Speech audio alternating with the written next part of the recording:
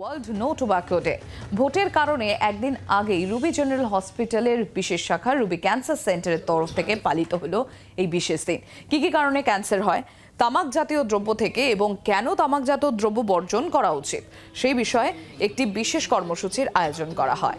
একই সঙ্গে Ruby general hospital থেকে কসবা পর্যন্ত একটি বিশেষ মিছিলেরও আয়োজন করা হয়। অনুষ্ঠানে উপস্থিত ছিলেন অভিনেতা শুভাশিস মুখোপাধ্যায়, সুদেষ্ণা রায়, সোহিনী সরকার, চন্দন সেন প্রমুখ।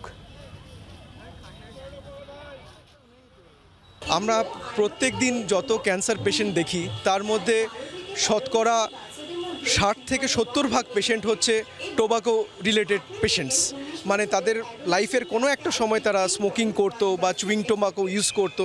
এবং চুইং টোবাকো ইজ সবথেকে মরণঘাতী এই কারণে, কারণ চুইং টোবাকোতে বাক্কাল মিউকোসা, টাং ক্যান্সার এগুলো খুব কমন, এবং যেটা স্পেশালি নর্থ ইন্ডিয়ান পেশেন্ট যারা আমাদের কাছে আসে সেখানে তার সব থেকে বেশি পাই আমরা।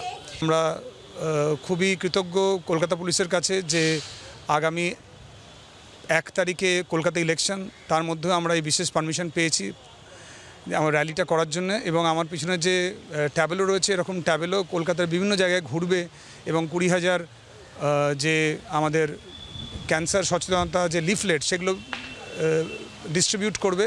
এবং we are generally choosing the youngsters, সেই ইয়াংস্টারদের মধ্যে ছড়িয়ে দিতে, যাতে এই ইয়াংস্টাররা এই ক্যান্সার থেকে দূরে থাকে বা টোব্যাকো থেকে দূরে থাকে।